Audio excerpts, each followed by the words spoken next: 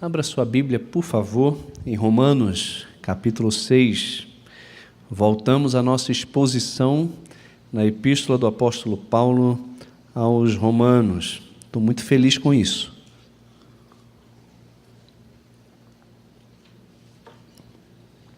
Já vimos no começo da nossa exposição a carta de Paulo aos Romanos, que essa daqui é a rainha das epístolas de Paulo. Efésios é a princesa, Romanos é a rainha das epístolas dele. Vimos alguns propósitos de Paulo ao escrever Romanos, propósitos pastorais para aquela igreja, alguns propósitos também apologéticos, mostrando como o fluxo central do plano de Deus sai de Israel e vem para a igreja, e também o desejo de Paulo de receber de Roma um apoio para a sua futura viagem missionária para a Espanha, o que ele pretendia fazer. Então, assim como ele tinha Antioquia como uma base, ele gostaria também de ter Roma como uma base para o seu trabalho futuro na Espanha. A gente olhou a introdução da carta, que vai do versículo 1 até o versículo ali de número 17, Paulo mostrando as suas credenciais como apóstolo de Cristo e o seu direito de ministrar, primeiramente por carta, àqueles irmãos que ele não conhecia, ele nunca estivera lá em Roma, mas também do seu direito de ministrar futuramente, de forma presente na vida daqueles irmãos. Depois nós vemos que o Evangelho satisfaz as necessidades morais dos homens diante de Deus. Quando nós olhamos o versículo 18 do capítulo 1 até o capítulo de número 8, versículo 39. E Paulo, então, do versículo 18 até o capítulo 3, versículo 20, ele vem falar para a gente que a necessidade moral dos homens é de justiça diante de Deus, sob cujo julgamento todos eles são culpados. Então nós vimos que o Evangelho é importante por quê? Versículo 18 do capítulo 1 diz que a ira de Deus, ela se manifesta do céu contra toda forma de impiedade e perversão do homem que detém a verdade para cometer injustiça. E nesse sentido, do versículo 18 até o versículo de número 32, Paulo mostra que o gentio pagão é justamente condenado a sofrer horríveis efeitos morais por ter rejeitado deliberadamente a revelação divina por meio da natureza. Depois ele continua, e do capítulo 2, versículo 1 a 16, ele também mostra que o pagão moralista, aquele homem cheio de tato, cheio de moral, ele é justamente condenado por causa do seu fracasso em viver à altura dos preceitos e da consciência dados por Deus. Então, mesmo tendo consciência e tendo algum tipo de princípio moral, ele fracassa em praticar aquilo que a sua consciência o ensina.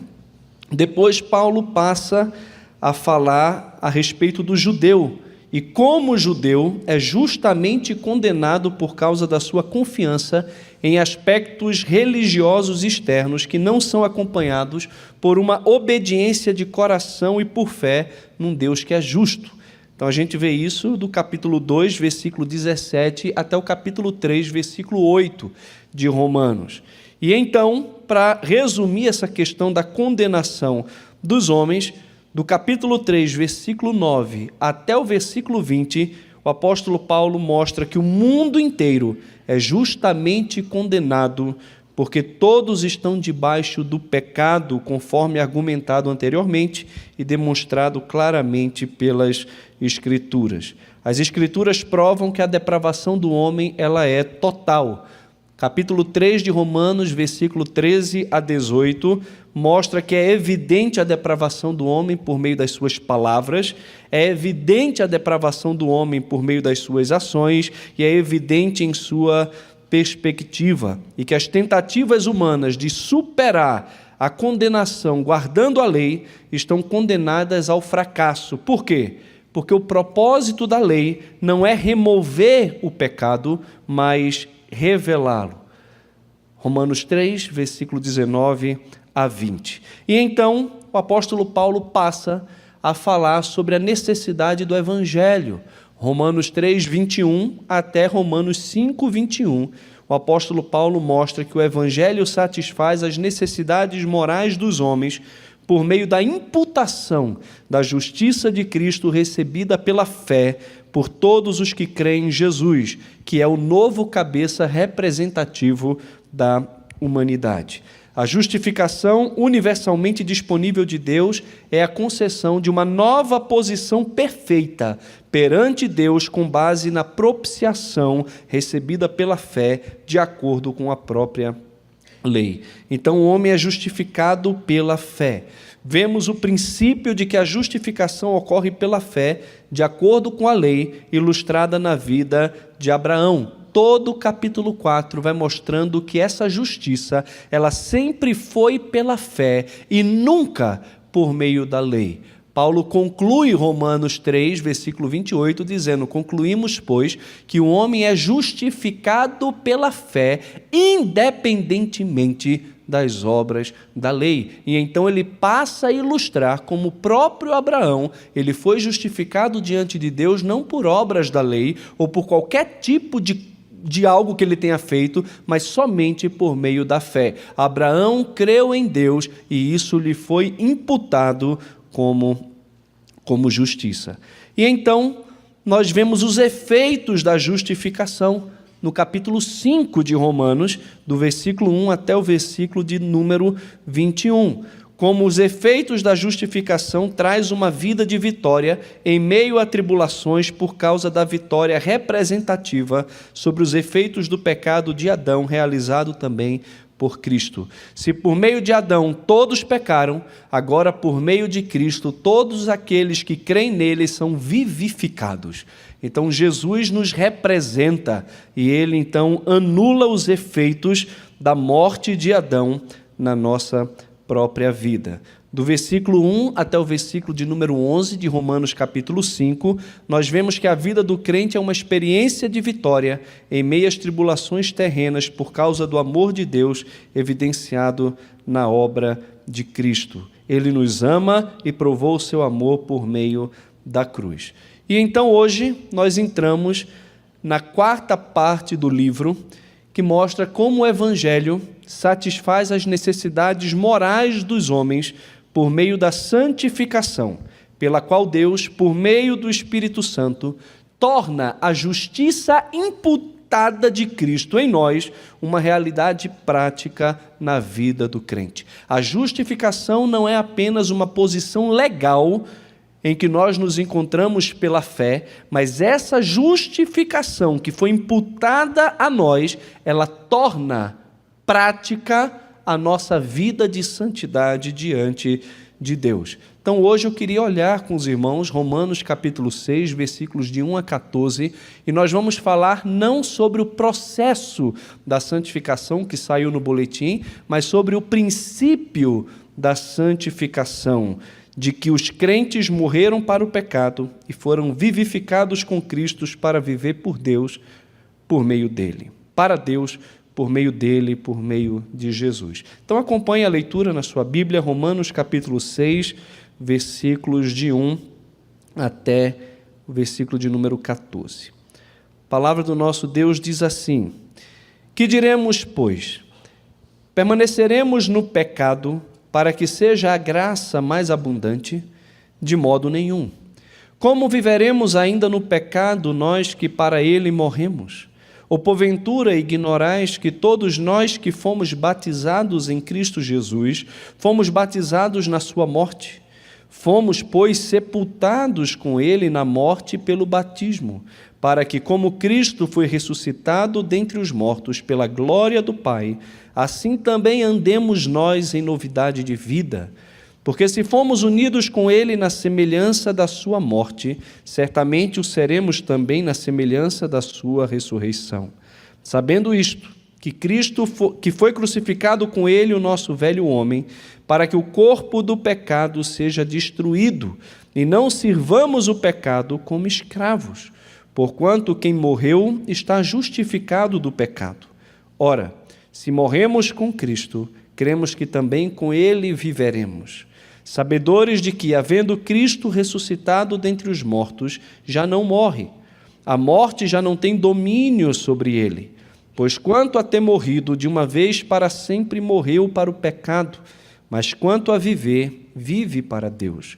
Assim também vós considerai-vos mortos para o pecado, mas vivos para Deus em Cristo Jesus. Não reine, portanto, o pecado em vosso corpo mortal, de maneira que obedeçais às suas paixões. Nem ofereçais cada um os membros do seu corpo ao pecado como instrumentos de iniquidade, mas oferecei-vos a Deus como ressurretos dentre os mortos, e os vossos membros a Deus como instrumentos de justiça, porque o pecado não terá domínio sobre vós, pois não estáis debaixo da lei, e sim da graça. Amém. Que Deus nos abençoe ricamente com a leitura da sua palavra. Você já viu um morto-vivo? Já? Já, né? Nós vemos isso o tempo todo. Nós estávamos mortos nos nossos delitos e pecados. Vivíamos andando aí como mortos. Estávamos vivos, mas estávamos mortos nos nossos delitos e nos nossos pecados. Uma vez que Cristo nos salvou, Ele nos deu vida juntamente com Ele. Então hoje nós estamos vivos para Deus e ao mesmo tempo estamos vivos, andamos. Mas ao mesmo tempo somos chamados a viver como mortos para o pecado. Nós somos vivos em Cristo e devemos viver como mortos para o pecado. Estamos mortos para o pecado e vivos para Cristo. Vivos para Cristo. Meus irmãos, eu e você precisamos desenvolver na nossa vida uma vida de santidade. Não apenas uma santidade posicional devemos entender como certa na nossa vida, mas precisamos abraçar uma santidade moral, uma santidade prática como uma resposta a uma posição privilegiada que temos agora em Cristo por meio da fé. A fé em Jesus Cristo trouxe a mim e a você uma justiça diante de Deus. Somos salvos pela graça por meio da fé e uma vez que estamos em Cristo, somos chamados a viver para Deus no mundo como ressurretos dentre os mortos. O capítulo 6 vem falar de dois grandes problemas aqui. O primeiro problema é o antinomismo. É achar que pelo fato de estarmos na graça, não temos nenhuma responsabilidade com as normas de Deus, ou com a lei moral de Deus, ou com um princípio de santificação, ou com uma vida que honra e glorifica o nome do nosso Senhor. Fomos salvos para a glória de Deus. Eu e você fomos salvos para andarmos em novidade de vida e agradarmos a Deus com a nossa vida. O problema é que alguns acreditam que se viverem no pecado, vão agradar a Deus ainda mais. Por quê? Porque dessa forma, a graça de Deus vai superabundar e Deus será glorificado na manifestação da sua graça. Isso é um absurdo, mas é um absurdo que acontecia na vida da igreja e é um absurdo que acontece nos nossos dias hoje também, em que aqueles que se dizem cristãos vivem de forma licenciosa, como se não estivessem em Cristo. A vida deles em nada difere da vida daqueles que ainda estão mortos nos seus delitos e pecados. Parece que nunca nasceram de novo. E o apóstolo Paulo, quando começa o capítulo 6, ele já faz uma pergunta retórica. Nós vamos permanecer no pecado para que a graça possa superabundar? Leia o versículo anterior. Que diremos, pois? Isso aqui nos leva imediatamente ao versículo anterior. Sobreveio a lei, versículo 20 do capítulo 5, para que avultasse a ofensa, mas onde abundou o pecado, superabundou a graça, a fim de como o pecado reinou pela morte, assim também reinasse a graça pela justiça para a vida eterna, mediante Jesus Cristo nosso Senhor. Opa, então se onde abundou o pecado, superabundou a graça, vamos continuar pecando. cada vez mais para que a graça possa superabundar ainda mais e Deus possa receber o louvor por meio da sua graça. E Paulo vai dizer, isso está errado. De maneira nenhuma nós podemos viver entregues ao pecado. De maneira nenhuma. Para não deixar nenhuma sombra de dúvida, Paulo responde o verso 2 fortemente, de modo nenhum. Calvino afirma o seguinte, que Paulo rejeita tal calúnia como uma negativa saturada de indignação, com o fim de advertir seus leitores que não há maior contradição do que nutrirmos nossos vícios a pretexto da graça de Cristo, visto que ela é o único meio de restaurar a nossa justiça. A graça de Deus não nos permite a vivermos uma vida de licenciosidade. Aquele que entende que está na graça e pode viver uma vida de desgraça, uma vida de pecado, ele tem que rever a sua própria salvação, o preço pago por Cristo na cruz pelos nossos pecados e o próprio caráter de Deus e como Deus considera o pecado como algo abominável. Nós veremos nos próximos domingos que o Evangelho satisfaz as necessidades morais dos homens por meio da santificação, pela qual Deus, através do seu Espírito Santo, torna essa justiça de Cristo que foi imputada em nós uma realidade prática na vida do crente. Como nós temos encarado o pecado? Como a doutrina que abraçamos nos estimula à santidade ou nos conduz à licenciosidade? Como é a sua fé a respeito da graça de Deus e da nova posição que você tem em Cristo? Você entende que pelo fato de estar em Cristo e salvo pela graça por meio da fé, isso quer dizer que você pode pecar à vontade, à toa que é direito, que nada vai lhe acontecer?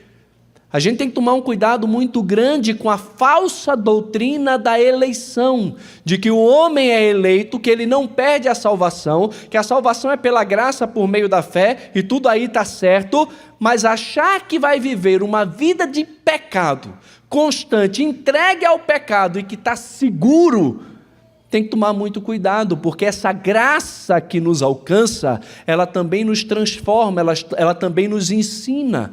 Isso faz parte da teologia de Paulo. Claramente encontramos isso na teologia de Paulo. Os cristãos com quem você anda têm banalizado a graça por meio de um estilo de vida promíscuo. Quem são as tuas amizades e como elas te estimulam para a santidade ou para a perversidade? Elas te aproximam de Deus ou te afastam de Deus? Elas relembram a você o preço pago por Cristo na cruz e te estimulam a uma vida que glorifica a Deus, ou têm estimulado você a banalizar a graça de Cristo e a pisar no sangue da aliança que foi derramada em teu favor? Eu e você, como crentes em Cristo, precisamos viver não apenas uma santidade posicional, mas uma santidade prática, por meio da justiça de Cristo que está presente em nossa vida e pelo seu Espírito que também habita em nós. É necessário reconhecermos que a nossa natureza pecaminosa deseja justificar as suas falhas constantemente e fugir do confronto. A deturpação da graça de Deus conduz pessoas a uma vida de pecados.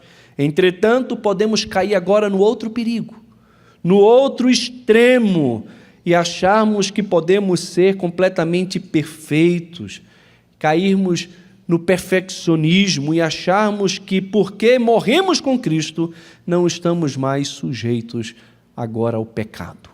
E que se pecamos é porque não pertencemos a Cristo, não nascemos de novo, e então deixamos de desfrutar da alegria da salvação dado pela graça por meio da fé e vivemos uma vida de culpa. E isso é outra coisa que nós precisamos tomar um cuidado muito grande. O crente alcançado pela graça de Deus e habitado pelo Espírito Santo recebe graça de Deus para vencer os impulsos do pecado e deve considerar-se morto para o pecado, de modo que não obedeça mais aos seus desejos. Quando olhamos para o nosso texto, Romanos 6, de 1 a 14, vemos que o princípio de santificação é de que os crentes morreram para o pecado e foram vivificados com Cristo para viver para Deus por meio dele, por meio de Cristo. Nós fomos justificados, vivificados do pecado para vivermos para Deus. É isso que Deus quer. Ele nos salvou para vivermos para Ele. Toda a nossa vida tem que ser vivida para Cristo. Se você é um cristão, estava debaixo de condenação por causa das suas obras más, e você se reconheceu como um pecador e colocou a sua confiança em Jesus como seu Salvador, você foi salvo por Deus pela fé, foi justificado, você tem paz com Deus, você faz parte de um corpo, mas agora você, por causa da posição que tem, deve viver em santidade prática para Deus por meio de Jesus. É isso que nós vemos no nosso texto aqui. O princípio da santificação na vida do crente consiste em alguns fatores. O primeiro dele que nós vemos aqui é que a sua morte com Cristo livra da licenciosidade. O versículo 1 e 2, a palavra de Deus diz assim, leia novamente, que diremos, pois, permaneceremos no pecado para que seja a graça mais abundante. O que é que Paulo responde? De modo nenhum. Como viveremos ainda no pecado, nós que para ele morremos? A graça, meus irmãos, não nos libera a pecar. A preocupação imediata de Paulo era uma possível acusação de antinomismo, que ele refuta veementemente aqui. O seu argumento contra isso é de que o crente está agora morto para o controle do pecado, em virtude da sua co-crucificação, que é uma doutrina fundamental em todo o pensamento paulino. Se você olhar para Efésios capítulo 4, versículo 17 a 24, nós vamos ser identificados com Cristo na sua morte, na sua crucificação. Também Gálatas 2:20, o apóstolo Paulo deixa claro que a fim de viver para Deus, ele estava morto para a lei, e ele estava crucificado com Cristo. E agora não era mais ele quem vivia, mas Cristo que vivia por meio dele. O princípio da santificação está diretamente relacionado com essa morte nossa para o pecado. Eu e você não temos liberdade para viver no pecado, uma vez que a graça de Deus nos libertou disso. Nos libertou. Não somos escravos do pecado. Fomos libertos do pecado. Antigamente, antes de Cristo, nós não poderíamos não pecar. Éramos escravos do pecado. Estávamos presos aos pecados. Jesus disse que todo aquele que comete pecado é escravo do pecado. Mas se o Filho libertasse, verdadeiramente seríamos livres. Uma vez alcançados por Cristo, somos livres da escravidão do pecado. Estamos mortos para o controle do pecado por meio da graça. E essa graça que nos salva, ela também nos educa a renegarmos as paixões presentes e a vivermos no presente século de forma justa, sensata e também piedosa, aguardando a manifestação do nosso Salvador. Enquanto Jesus não volta, eu e você precisamos aprender com a graça de Deus a renegarmos as paixões mundanas e a vivermos no presente século de forma justa, sensata e também piedosa. Mas, além disso, a gente vê que a morte com Cristo nos livra da licenciosidade e que essa morte com Cristo, apesar de nos livrar da licenciosidade, ela não nos isenta a pecar. Como assim, pastor? Não estou entendendo. Quando Paulo diz que nós devemos nos considerar mortos para o pecado e que morremos com Cristo, nós devemos entender essa analogia com a nossa junção com Cristo na cruz. Uma vez que Ele morreu em nosso lugar, morreu por nós e nós colocamos a nossa fé em Cristo, de certa forma nós estamos ligados a Cristo na sua morte e morremos com Ele. Mas se pegarmos a analogia da morte como alguém que não sente nada, isso quer dizer que eu e você, por termos nascido de novo, não sentimos mais nenhum tipo de atração pelo pecado. Existem algumas pessoas que defendem essa doutrina. A doutrina do perfeccionismo, a doutrina de que o crente nascido em Cristo não peca. Mas isso, meus irmãos, é incoerente com toda a teologia paulina. E não só com toda a teologia paulina, com toda a teologia bíblica, tanto do Antigo quanto do Novo Testamento.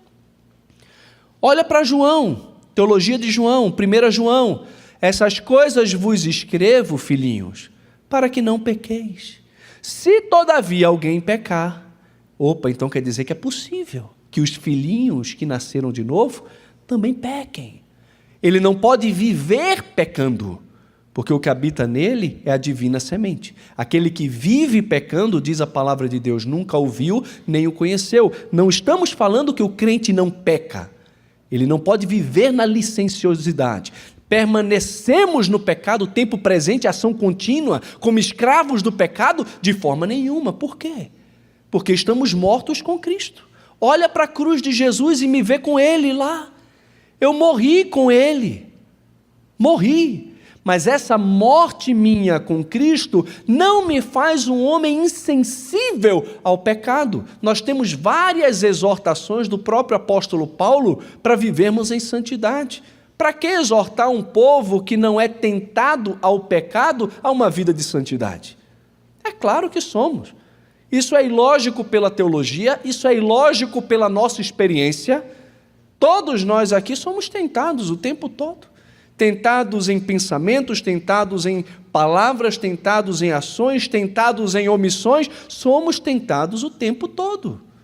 O tempo todo somos tentados. E a exortação de Paulo no final do capítulo 6, aqui do nosso parágrafo, não reine, portanto, pecado em vosso corpo mortal. O que é que ele está falando? Ele está falando de um reinado do pecado. Ele não está falando de insensibilidade ao pecado. Eu e você não somos perfeitos. Mesmo mortos com Cristo, eu e você ainda sentimos a atração que o pecado tem sobre nós. John Stott, ele disse que longe de estar morta, no sentido de inerte, a nossa natureza caída está tão viva e ativa que somos seriamente exortados a não obedecer aos seus desejos, e o Espírito Santo nos é concedido para que possamos subjugá-los e controlá-los. Então, meus irmãos, a gente tem que tomar um cuidado grande com essa questão do perfeccionismo. É verdade que estamos em Cristo e não podemos mais viver numa vida de licenciosidade. A graça não nos isenta ou não nos dá liberdade para viver no pecado. Mas também não somos perfeitos ao ponto de nunca mais pecarmos ou sentirmos qualquer tipo de atração pelo pecado. Eu estou em Cristo, eu morri com Cristo numa questão posicional. John MacArthur disse que não é uma referência à constante luta diária do cristão com o pecado, mas um acontecimento único completado no passado. Porque estamos em Cristo e Ele morreu em nosso lugar, somos considerados mortos com Ele. Essa é a premissa fundamental do capítulo 6 e Paulo gasta o restante do capítulo para explicá-la e apoiá-la. Não tem a ver com uma morte diária, tem a ver com um acontecimento único da nossa união com Cristo na sua morte por meio da fé. Eu e você somos tentados, mesmo estando mortos com Cristo naquela cruz. Somos tentados.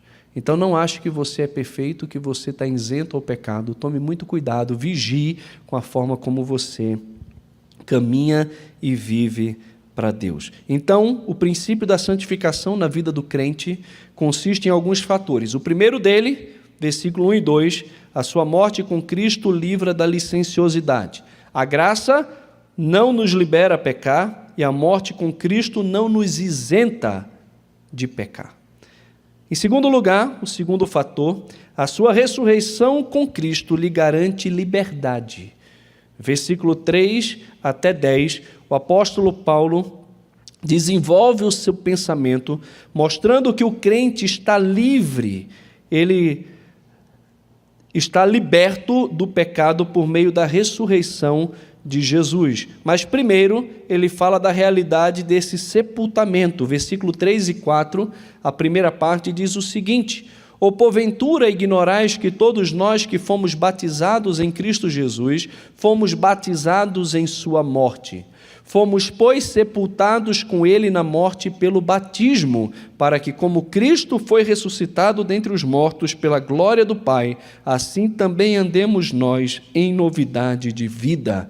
Nós fomos sepultados com ele na morte pelo batismo. Veja só, temos que tomar um outro cuidado aqui.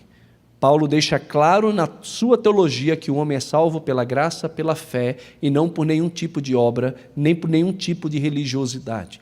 Não é o batismo que salva o crente, é a fé. Está implícito aqui que estes que foram batizados com Cristo na sua morte são aqueles que já foram justificados pela fé em Jesus Cristo. A fé é quem salva o crente, mas essa fé em Jesus Cristo faz com que o homem que abraça a fé em Jesus morra para o pecado e se identifique com Cristo na morte pelo batismo. Quando nós descemos as águas, de uma forma simbólica, nós estamos declarando para o mundo que estamos mortos para o mundo e que juntamente com Cristo nós fomos sepultados e que agora, porque eu estou morto, o pecado que antes residia em mim e que tinha tanto domínio sobre a minha vida, agora não tem mais. Além disso, mostra para mim e para você que a sua ressurreição com Cristo lhe dá liberdade, porque o crente foi ressuscitado para uma nova vida. Ele não foi ressuscitado para permanecer na mesma vida que ele vivia. Olha o versículo 4b e versículo 5. Assim também andemos nós em novidade de vida, porque se fomos unidos com ele na semelhança da sua morte, certamente o seremos também na semelhança da sua ressurreição. Olha que coisa maravilhosa. Isso aqui traz uma esperança a respeito do poder da ressurreição de Cristo em dois aspectos, tanto presente como futuro.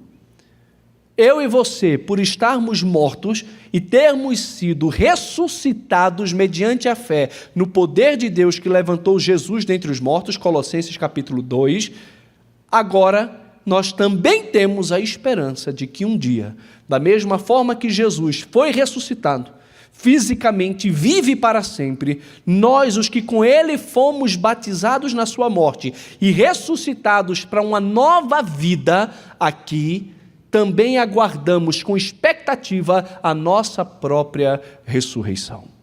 Temos esperança de vida eterna e vivemos hoje em novidade de vida porque somos ressurretos dentre os mortos. Olha que coisa extraordinária, meus irmãos. Isso também faz parte da teologia de Paulo. Olha Efésios capítulo 1, a partir do versículo 15, ele começa a orar pela igreja, e dentre as orações que ele faz para a igreja, ele ora para que Deus ilumine os olhos do coração daqueles crentes, para compreenderem qual é a suprema grandeza do seu poder nos que cremos, segundo a eficácia da força do seu poder, que exerceu ele em Cristo, ressuscitando dentre os mortos. Então, o poder de Deus que atuou em Jesus e levantou Jesus dentre os mortos está presente e está acessível a todo aquele que, juntamente com Cristo, também é um ressurreto dentre os mortos. Eu e você deveríamos ter uma santidade prática tamanha que as pessoas deveriam querer andar conosco pelo milagre da ressurreição na nossa própria vida. A gente canta um cântico aqui, o maior milagre Deus já fez em mim. Fui alcançado pela graça, maravilhosa graça. O maior milagre é o milagre da ressurreição. O maior milagre é olhar para alguém que estava morto nos seus delitos e pecados e que agora recebeu vida juntamente com Cristo. As pessoas iam para Betânia não mais para ver Jesus, mas para ver Lázaro, a quem Jesus havia ressuscitado dentre os mortos. As pessoas deveriam querer olhar para a nossa vida e falar: nossa, o Fabrício era um, agora o Fabrício é outro. O que aconteceu nele? Ele é um novo homem. Ele ressuscitou dentre os mortos. E a gente percebe isso pela novidade de vida com que ele anda. Ele não é mais a mesma pessoa. Não é. 2 Coríntios 5,17, se alguém está em Cristo, é nova criatura. As coisas velhas ficaram para trás e tudo se fez novo. Tudo se fez novo na vida daquele que é um ressurreto dentre os mortos. Meus irmãos, eu e você vivíamos escravos do pecado. Eu e você não tínhamos condições de dizer não para o pecado e para as tentações que tenazmente nos assediava. Agora eu e você, pelo fato de estarmos em Cristo e termos nascido de novo e termos nos levantado dentre os mortos, podemos dizer não ao pecado, por causa do poder de Deus que atua em nós. Então não venha dizer para mim que você que é crente está passando por lutas, dificuldades e tentações, você está fadado a uma vida de pecado, uma vida de fracasso, na sua vida pessoal, nos seus relacionamentos interpessoais, no seu casamento. Você não é um derrotado. Você tem o poder de Deus atuando em você, que é capaz de fazer você caminhar em novidade de vida. Há esperança para você. Há esperança para a sua família. Há esperança para os seus relacionamentos interpessoais. Há esperança para que você possa vencer aquele pecado que muitas vezes você vem lutando e não consegue vencer. Por meio de Cristo e do poder dele, da atuação dele, você é capaz de vencer, porque você foi liberto por Deus. A ressurreição, a realidade da ressurreição na sua vida te dá liberdade sobre o pecado. Lembre, você foi sepultado com Cristo. Lembre-se, você foi ressuscitado com Cristo para uma nova vida. Lembre-se, a escravidão do crente ao pecado foi cancelada por meio da sua co-crucificação com Cristo. Olha o versículo 6 e 7. Sabendo isto, que foi crucificado com ele o nosso velho homem, para que o corpo do pecado seja destruído, e não sirvamos o pecado como escravos, porquanto quem morreu está justificado do pecado. Que maravilha! Estamos mortos e justificados do pecado. A vitória do pecado na vida do crente foi totalmente cancelada por meio da sua co-crucificação com Cristo. Mas ainda assim, estando crucificado com Ele, somos chamados a fazer morrer essa natureza humana e terrena que temos todos os dias. É interessante que Jesus diz aos seus discípulos: se alguém quer vir após mim, a si mesmo se negue, tome a sua cruz dia após dia e me siga. Morra dia após dia.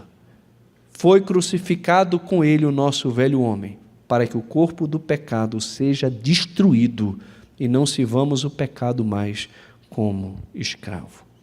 Lembre-se também que a ressurreição de Cristo, que nos garante liberdade, está relacionada ao triunfo do crente sobre o pecado e a morte, garantida pelo próprio Cristo. Se morremos com Cristo, versículo 8, cremos que também com Ele viveremos, sabedores de que, havendo Cristo ressuscitado dentre os mortos, já não morre. A morte já não tem domínio sobre ele, pois quanto a ter morrido de uma vez para sempre, morreu para o pecado, mas quanto a viver, vive para Deus. E, meus irmãos, a gente percebe que o princípio da santificação na vida do crente consiste, em alguns fatores. O primeiro que vimos, a sua morte com Cristo livra da licenciosidade, certo? A graça não nos libera a pecar e a morte com Cristo não nos isenta a pecar. Segundo fator, a ressurreição com Cristo lhe garante liberdade. Por quê? Porque o crente foi sepultado com Cristo, o crente foi ressuscitado com Cristo para uma nova vida. A escravidão do crente ao pecado foi cancelado por meio da sua co-crucificação com Cristo, e o triunfo do crente sobre o pecado e a morte é garantida pelo próprio Senhor Jesus. E o terceiro fator, a sua nova condição coloca-o debaixo de uma obrigatoriedade. O versículo 11 ao 14 nos mostra que o crente deve considerar-se morto para o pecado, mas vivo para Deus. Assim também vós considerai-vos mortos para o pecado, mas vivos para Deus em Cristo Jesus. Não deveria passar na nossa mente a possibilidade de planejarmos ou de ficarmos criando oportunidades para vivermos uma vida de pecado. Muito pelo contrário, A nossa obrigatoriedade agora, uma vez que estamos mortos e fomos ressuscitados, é de nos considerarmos mortos para o pecado e vivos para Deus. O nosso pensamento deveria ser não mais para o pecado, mas para Deus. Como eu glorifico a Deus, como eu honro o nome dEle, como eu devo viver para Deus nesse mundo, como eu vou agradar a Deus naquilo que eu faço, em todas as áreas da minha vida. Eu tenho que estar vivo para Deus e me considerar morto para o pecado. Eu sou alguém que vive, mas que está morto. Se antes eu estava morto nos meus delitos e pecados, e Ele me deu vida juntamente com Cristo, agora vivo para Cristo, eu devo me considerar morto para aquilo que de fato me matava, que é o pecado. Considere-se morto para o pecado. Não fique planejando pecar. Planeje uma forma de viver para Deus e de agradar a Deus através da sua vida, com o tempo que Ele tem lhe dado. Além disso, é a nossa obrigação trocar o objeto da nossa auto-entrega. O versículo 12 diz: não reine, portanto, o pecado em vosso corpo mortal, de maneira que obedeceis às suas paixões. Não reine. Não deixe dominar o pecado de maneira que você venha a obedecer às suas paixões. Se eu e você estivéssemos isentos das tentações ou da possibilidade do pecado, o apóstolo Paulo nunca daria uma exortação como essa aqui. O fato é que existem paixões dentro de nós. Existem pecados dentro de nós, existe cobiça no nosso coração, existem ídolos no nosso coração que precisam ser quebrados, mas que exigem de mim, de você, a adoração a eles. Por isso que Paulo usa a expressão aqui, não reine. O único que é rei é Deus. Quem é rei é Jesus. Quem está sentado no alto e sublime trono é o nosso Deus. Mas quem quer assumir o controle da vida e o reinado sobre a nossa vida são as paixões que militam na nossa carne. São os ídolos que querem substituir a adoração ao Deus verdadeiro pelas paixões mundanas que nos levam à morte. E a obrigação do crente é: não deixe reinar o pecado no vosso corpo mortal. Fuja do pecado. Quais são as áreas de fraqueza da sua vida? Quais são os momentos em que você se coloca em tentação? Em que áreas você é mais tentado e quando você é mais tentado? Fuja disso. Jesus disse: se a tua mão te faz pecar, corta. Se o teu olho te faz tropeçar, corta. Se o teu pé te faz tropeçar, arranca. Seja radical em relação ao pecado. Principalmente porque você está morto para o pecado. Principalmente porque você ressuscitou juntamente com Cristo. Se você de fato é nova criatura e nasceu de novo pela graça por meio da fé, meus irmãos, vocês não podem viver uma vida de licenciosidade. Não podem. Vocês devem viver, por causa da realidade da ressurreição de Cristo, uma vida de liberdade, não para o pecado, mas para a santidade. Nós somos livres para viver para Deus. Antes nós não éramos. Antes éramos escravos para viver para o pecado. Agora, por meio da ressurreição de Cristo, somos livres para dizer sim à vontade de Deus. Somos livres para dizer não ao pecado que quer reinar sobre minha vida. E eu posso dizer a Ele: já existe um rei sobre a minha vida, o nome dele é Jesus. É a Ele que eu vou obedecer. Não vou dar ouvidos à voz do pecado que deseja reinar sobre a minha vida. Antes ele era rei, antes eu era escravo dele, agora eu não sou mais escravo. Agora eu fui liberto por meio de Cristo e agora eu sou livre para dizer: sim, Senhor, eu quero fazer a tua vontade. Sim, Senhor, eu vou dizer sim ao estilo de vida que o Senhor quer para mim. Se antes eu aborrecia as coisas do Senhor e amava o mundo e as coisas do mundo, agora, em Cristo, eu posso aborrecer as coisas do mundo e amar as coisas do Senhor e dizer sim para uma vida de santidade, não apenas posicional, mas também prática. Eu posso dizer sim para a leitura da Bíblia, que antes eu não queria nem saber. Eu posso dizer sim ao amor ao meu irmão, que antes eu não estava nem aí. Agora eu posso dizer sim para o perdão, que antes eu queria vingança. Eu posso dizer sim ao trabalho, quando antes você só pensava em roubar. Agora eu posso dizer sim para o respeito ao meu marido, que antes eu só queria saber de manipular.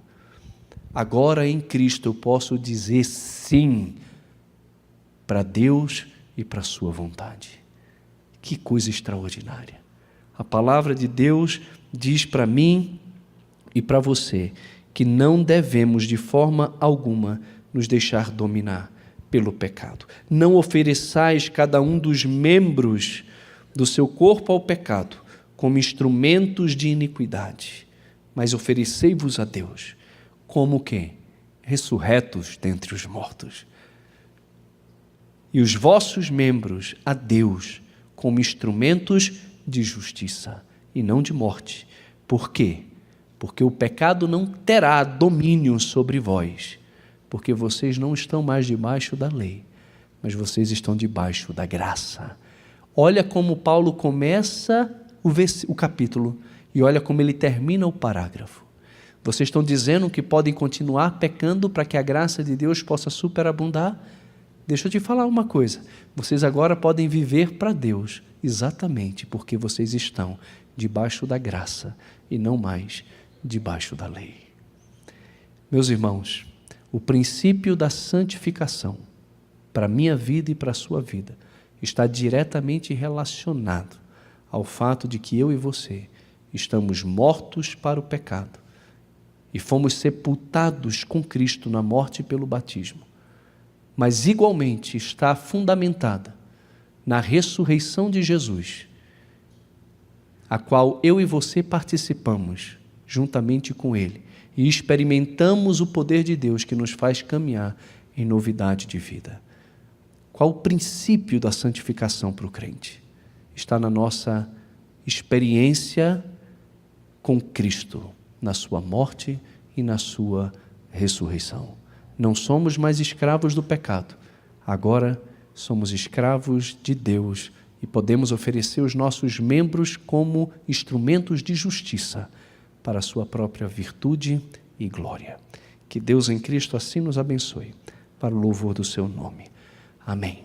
Vamos ficar em pé, vamos orar. Querido Senhor, muito obrigado por esse tempo. Bendizemos o Teu nome pela Tua palavra e agradecemos ao Senhor porque uma vez que estamos em Cristo, não somos mais escravos do pecado, mas somos escravos da justiça para a vida eterna. Se um dia fomos sepultados com Cristo na morte pelo batismo, igualmente fomos ressuscitados mediante a fé no poder do Senhor que levantou Jesus dentre os mortos.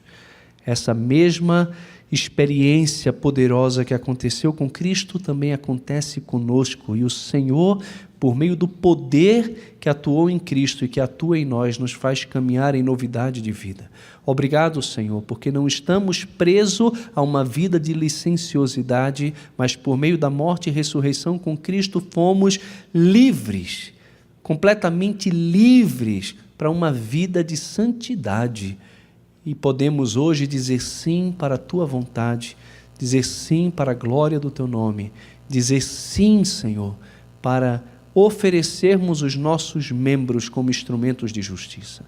Então, que ao andarmos pelas ruas, no nosso trabalho, escola, onde quer que estejamos, ali esteja de fato um vivo dentre os mortos, que a Tua presença em nós e o Teu poder em nós de fato torne a nossa santidade posicional numa santidade moral, numa santidade prática, e que isso possa redundar em honra, glória e louvor ao Teu santo nome. É no nome de Jesus que eu oro. Amém.